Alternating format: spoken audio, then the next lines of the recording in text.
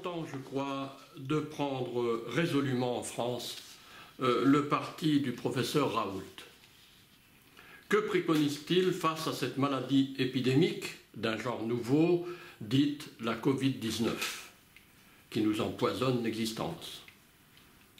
Depuis le début, le diagnostic systématique de tous ceux qui présentent quelques symptômes, mais aussi de ceux qui le souhaitent, particulièrement s'ils sont âgés ou s'ils présentent des facteurs de comorbidité majeurs, obésité, diabète, cancer, hypertension, par exemple. Mais aussi et surtout la prise en charge précoce en cas de test positif au coronavirus ou à un de ses mutants. Commençons par soigner. C'est son leitmotiv. Comment voit-il les autres solutions? Il n'est pas le seul à le dire, puisque le professeur Perron l'approuve. Il n'y a pas d'évidence que les mesures sociales actuelles diminuent la mortalité. Visiblement pour eux, et c'est là l'avis des plus importantes sommités médicales françaises, confinement ou couvre-feu n'ont aucune incidence.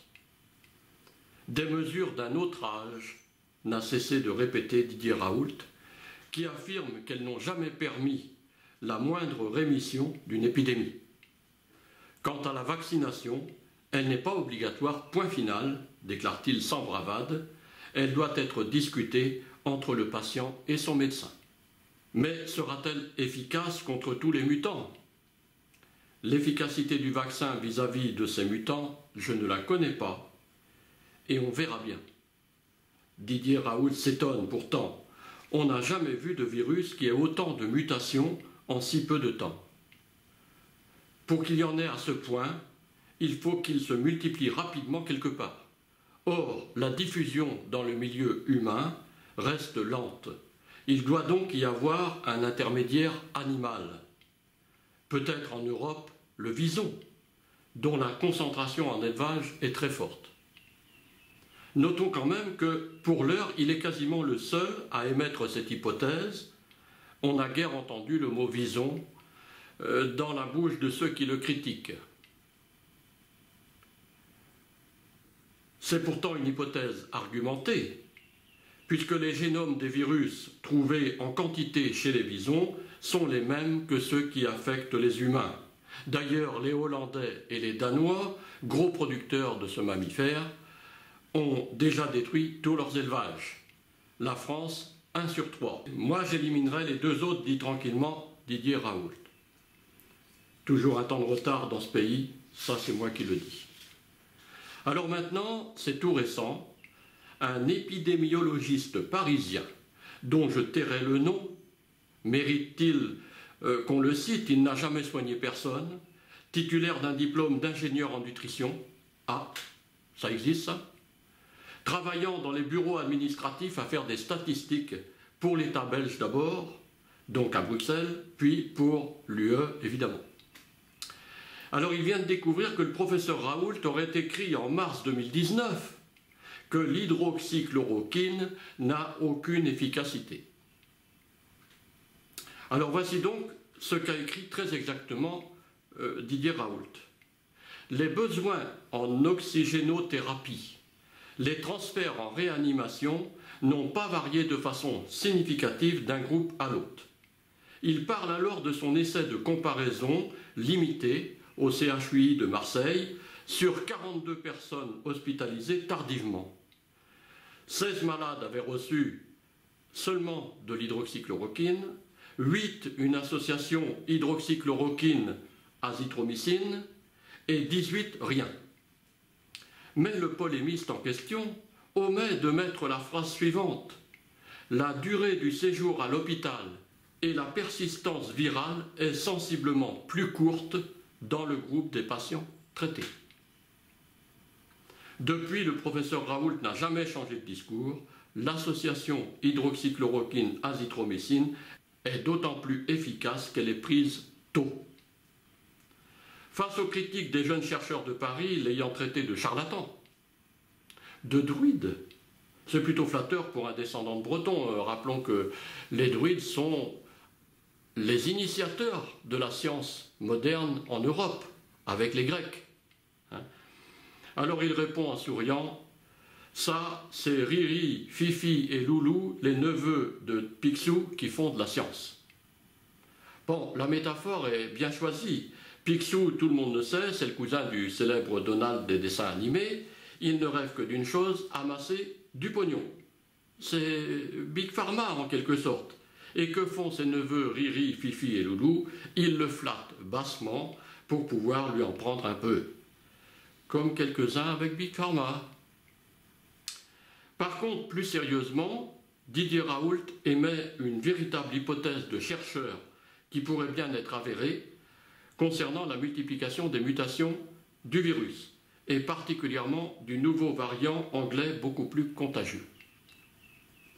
Et voilà ce qu'il dit, on a donné à des malades un médicament mutagène, le remdesivir, en même temps que la cible contre laquelle les mutations doivent être sélectionnées pour résister. Dixit, le vaccin. Ne serait-ce pas le cas en Angleterre, ça c'est moi qui le dis, où le remdesivir a été largement utilisé et où on s'est précipité par milliers, le million même, sur un premier vaccin américain. La conclusion de Raoult est limpide. Plutôt que de se rendre fou avec l'hydroxychloroquine, vous avez plus d'ennuis avec un produit que vous ne connaissez pas qu'avec un produit que vous connaissez, qui a été distribué à 2 milliards de personnes. Le jour où on rentrera ça dans la tête des gens, on aura fait un progrès considérable. Quand on donne du plasma de convalescents, il faut regarder ce qui se passe. Si cela n'induit pas des mutations de virus en créant des monstres dont on ne sait ce qu'ils deviendront ultérieurement.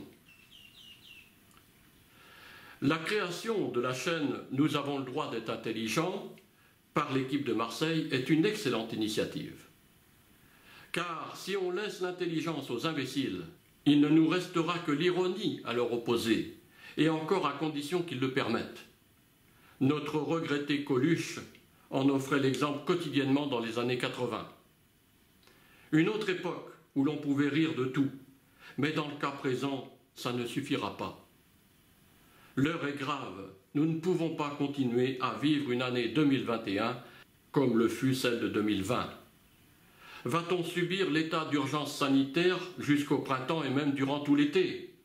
Rappelons que ce décret permet à l'exécutif de décider autoritairement de toutes les mesures sociales liberticides, interdiction d'ouverture des bars, des restaurants et des espaces culturels et sportifs, confinement, couvre-feu à 18 h, sans même consulter les plus éminents scientifiques français, parce qu'ils contredisent les thèses officielles. Nous avons le droit d'être intelligents. C'est une chaîne pour avoir des informations à la source, nous dit le professeur Raoult, par des gens qui sont de vrais scientifiques, et pas par des personnes excitées par le buzz ou par le scoop. Et il ajoute un peu plus loin, l'état d'équipement de ce pays est pitoyable.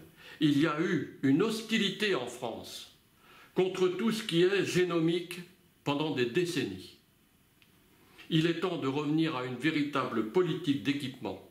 Le niveau dans ce pays est beaucoup trop faible, et en particulier dans les CHU. J'avais déjà attiré l'attention il y a 20 ans sur le fait que le niveau d'équipement pour manipuler les bactéries pathogènes était indécent. Si vous n'arrivez pas en France à faire ce qui se fait en Afrique, il faut commencer à se poser des questions. Oui, nous faisons des productions hebdomadaires. Là, il parle de sa chaîne, nous avons le droit d'être intelligents. C'est qu'il faut faire attention qu'à chaque fois qu'un gamin dit « Regardez, M. Raoult a dit une bêtise », le sens de la lutte contre cette maladie, ce n'est pas que j'ai dit ou non une bêtise, c'est qu'on s'organise, c'est qu'on s'occupe des gens, que les décisions ne soient pas prises de manière idéologique, mais qu'elles soient prises de manière rationnelle, médicale. Et c'est là la seule chose qui compte.